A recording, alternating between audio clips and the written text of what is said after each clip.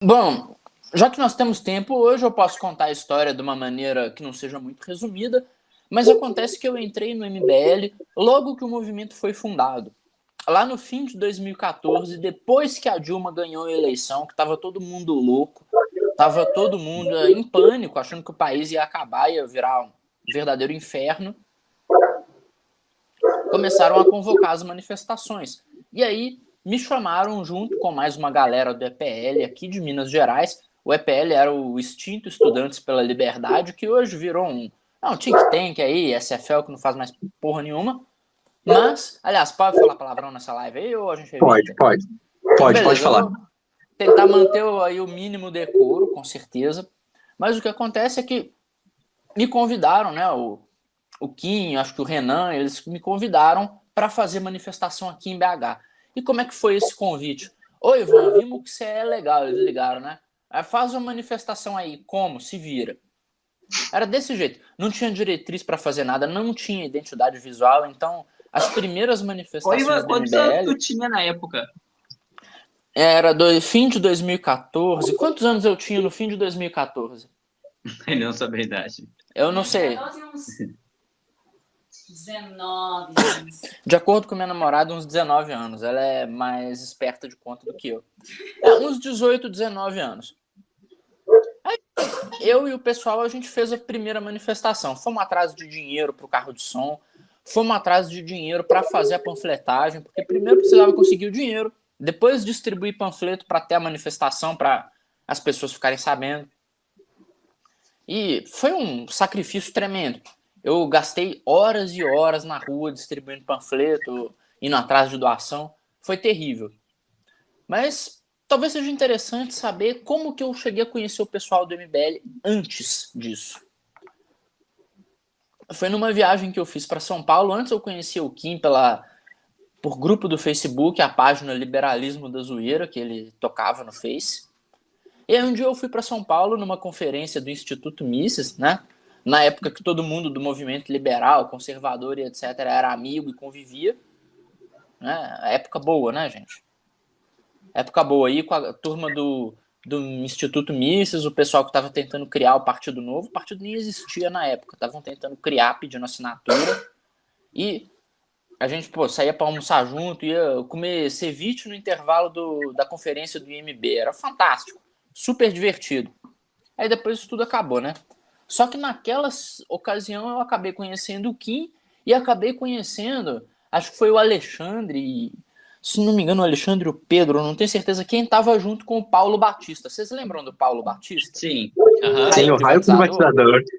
Sim. O cara não tinha entendimento nenhum de política, de economia, mas ele sabia ser um bom papagaio da campanha. Aí ele ficou famoso, né? Foi legal pra caramba, a campanha estourou em todas as redes sociais, foi fantástica. E eu conheci a turma do que acabou vindo a ser o MBL, que não tinha MBL na época. Isso é uma coisa até que é importante retificar o tempo todo, que jornalista, principalmente esses de esquerda mais burrinhos, eles adoram falar que o MBL surgiu com as manifestações de 2013. Não, cara, até o fim de 2014 não existia MBL. A única coisa que existia aí, eles fazem uma confusão louca, era uma página de Facebook chamada Movimento Brasil Livre, né, com um nome, Movimento Brasil Livre, que era do Juliano Torres, do DPL. E aí depois ele concordou em, vamos passar esse nome para esse pessoal aqui, mas o movimento veio só em 2014.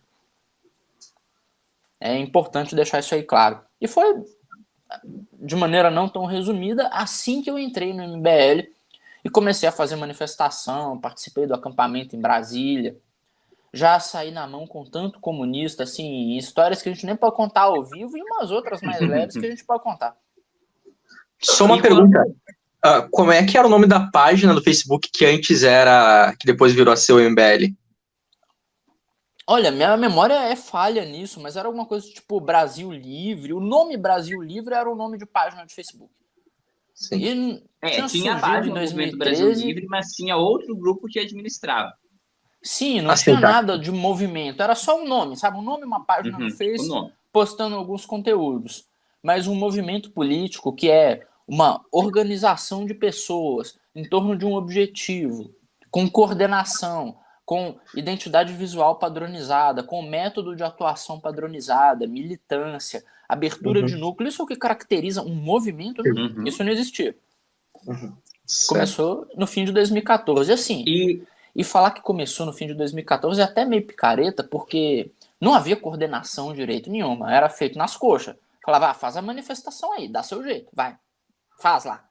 E pronto. E como é que foi essa primeira manifestação quando tu ajudou a organizar em Belo Horizonte? Cara, foi surpreendente, porque a gente nunca tinha organizado nada, eu nunca tinha organizado nada desse porte, não sabia no que ia dar, tava, assim, me ruindo de preocupação de ser um fiasco completo, sabe, de não aparecer ninguém. Só que era um momento histórico. As pessoas estavam falando daquilo, as pessoas estavam com raiva da vitória da Dilma. Foi uma vitória que nem a vitória do Lula agora. Uma vitória, eu chamaria de uma vitória de pirro, sabe? O Lula ele vai ganhar a presidência, mas ele não tá levando o país para ele. Tá, ele vai ganhar a presidência, ele não tá levando o país. Foi uma margem muito pequena para a vitória. A mesma coisa valia para Dilma. Ela estava ganhando a presidência, mas não estava levando o país. Não estava levando um congresso favorável, não estava levando uma sociedade pacificada. Acabou que a vitória dela foi a destruição completa da carreira política dela. E em 2014 a eleição foi muito marcada pela presença do Aécio Neves, né? Assim, a presença nacional dele surgiu. Como é que era, assim, aí em Minas, o Aécio? As pessoas acreditavam muito nele ou era aquela coisa, era contra o PT, então é ele? Um inferno. Tinha um aecismo infernal infectando os grupos de militância aqui de Minas. O PSDB queria meter o nariz em tudo, queria controlar tudo com aquelas ideias bem inteligentes, sabe? Aquelas ideias bem arrojadas de tucano. Se a gente tivesse deixado tudo na mão deles, a gente estava até hoje pedindo impeachment da Dilma. No meio da ditadura do PT. Seria mais ou menos assim, porque os caras realmente não prestavam pra nada. É claro, algumas poucas pessoas eu poderia destacar, poderia falar, tá, o PSDB era uma merda, mas tinha uns caras que ajudavam, que queriam trabalhar, que tinham realmente apreço pela ideia de derrubar o PT, ideia de implementar uma agenda reformista. Tinha, gente. Não vou ser injusto e falar que é tudo filho da mãe, mas tinha muito filho da mãe. E o grande problema de partido, até uma digressão que a gente pode fazer aqui, que é o seguinte. O grande problema de partido é que você muitas vezes na base tem uns jovens competentes que têm vontade de atuar politicamente para mudar as coisas, para colocar alguma coisa que seja no rumo certo, mas quem manda, quem comanda o partido, quem diz como vai ser ou não vai ser, é sempre um filho da puta. Esse é o grande problema. É sempre um dirigente partidário enfiado até o pescoço em lama e com a mão também enfiada em todo tipo de coisa que não presta. Você acabou de ver um corte do MBL News RS. Não se esquece de curtir o vídeo, botar um comentário aqui embaixo e se inscrever no canal.